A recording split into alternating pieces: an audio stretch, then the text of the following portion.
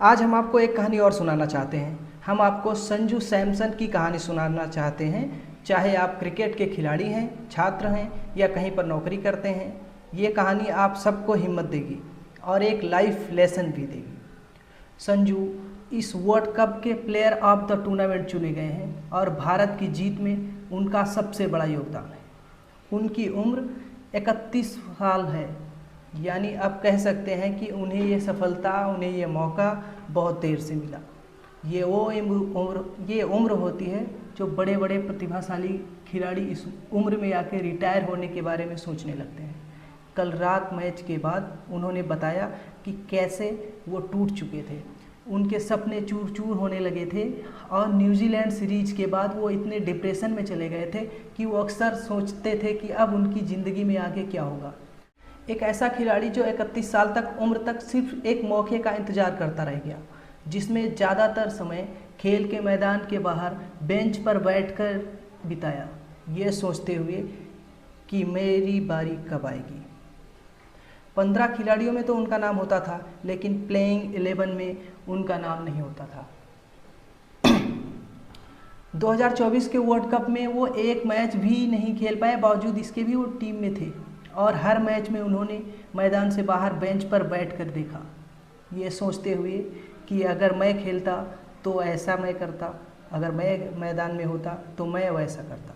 लेकिन वो मैनिफेस्ट करते थे, सोचते रहे, कल्पना करते रहे कि एक न एक दिन मैं ज़रूर सफल रहूँगा। इसके बाद उन्होंने इस मुश्किल दौर में सचिन तेंदुलकर की मदद ली और सचिन ने उन्हें सिखाया कि मुश्किल समय में मानसिक रूप से मजबूत कैसे बने रहना है और इस दौरान अपने खेल को भी लगातार कैसे और मजबूत बनाते रहना है। संजू सैमसन की ये कहानी क्रिकेट से ज़्यादा धैर्य, आत्मविश्वास और इंतज़ार की कहानी है। और इस कहानी से आप क्या सीख सकते हैं? पहला, कई बार ज़िंदगी में टैलेंट से ज़्यादा ज़रूरी होता है सही समय का इंतज़ार करना, अपनी बारी का इंतज़ार करना। बहुत सारे लोग सोचते हैं कि मैं बहुत टैलेंट हूँ, प्रतिभाशाली हूँ, फिर हमें मौका क्यों नहीं दे रहा है। इसलिए धैर्य रखिए, इंतज़ार करिए, आपका मौका, आपका दिन भी ज़रूर आएगा और ये संजू ने सिखाया।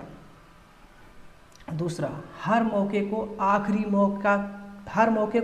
मौके की तरह लीजिए। मौका छोटा हो सकता है लेकिन उसे बड़ा बनाना आपके हाथ में होता है, जैसा कि संजू ने किया। तीसरा, आलोचना और उपहास के बीच शांत रहना सबसे बड़ी ताकत है। संजू की कितनी आलोचना होती थी, कहा जाता था कि संजू को, किस प्लेयर को हटा के संजू को मौका दें, टीम में कोई जगह ही नहीं है, संजू कहीं फिट नहीं बैठते, ये कहा जाता था कि ये किस खिलाड़ी को ड्रॉप कर दूं कि मैं संजू को मौका दूं। फिर भी संजू ने इंतज़ार किया और जिस दिन वो मौका मिला संजू को, उसी दिन संजू ने इस मौके का पूरा फ़ायदा उठाया। चौथा, हर खिलाड़ी या हर प्रोफेशनल बार बार खुद को साबित करना पड़ता है। हर बार हर मैच में खुद को साबित करना होता है, हर परीक्षा में साबित करना होता है। चाहे आप क्रिकेटर हैं या आप कहीं नौकरी करते हैं या आप छात्र हैं, आपको कोई परीक्षा देनी है, ये सब पर लागू होता है। और पांचवा, सोशल मीडिया के ज़माने में भी संजू सैमसन बहुत लो प्रोफाइल रहते हैं, यानी जो सादगी है उसका भी एक प्रीमियम होता है।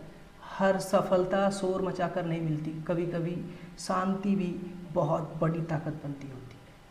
और क्रिकेट की भाषा में कहें कि लाइफ में कई बार हम बाउंड्री मारना चाहते हैं, लेकिन संजू सैमसन की तरह कई बार सही बॉल का इंतज़ार करना भी ज़रूरी होता है। टीम इंडिया में इस बार एक भी बहुत बड़ा बदलाव देखने को मिला, जिसमें आपने शायद ध्यान भी नहीं दिया। इससे पहले जब कभी कांटे का कोई मैच हुआ करता था तो बड़े बड़े जो स्टार खिलाड़ी 100 रन बनाने के जब वो बहुत करीब होते थे तो अपनी सेंचुरी के बारे में सोचते थे, और जैसे ही वो 90s में पहुंचते थे, 90 के आसपास पहुंचते थे, तब वो बड़े शॉट्स लगाना बंद कर देते थे और फिर धीरे धीरे एक एक करके या 2-2 रन लेकर अपने शतक को पूरा करते थे और ये सोचते थे पहले मैं अपनी सेंचुरी पूरा करूं। और इससे होता ये था कि टीम इंडिया को नुकसान हो जाता था, वो अक्सर बॉल्स को वेस्ट करने लगते थे। क्योंकि वो अपने शतक को पूरा करने पर ज़्यादा ध्यान देते थे। यानी कई बार टीम के लक्ष्य से ज़्यादा खिलाड़ियों के पर्सनल रिकॉर्ड अहम हो जाते थे। लेकिन इस नई टीम में ऐसा नहीं हुआ और इस वर्ल्ड कप में संजू सैमसन ने 3 पारियां 97, 97 रन और फिर 89 और दोबारा फिर 89 की दोबारा जो पारी खेली, यहाँ पर हर बार अपने शतक के हर बार कितने करीब थे, कितने पास थे। और अगर एक बार 97, 89 और 89, आप सोचिए। लेकिन फिर भी उन्होंने अपनी सेंचुरी बनाने के लिए अपनी बैटिंग की रफ्तार धीमी नहीं की, एक भी बॉल वेस्ट नहीं किया और बॉल पेश करने के बजाय उन्होंने आउट होना बेहतर समझा। ये है नई टीम इंडिया।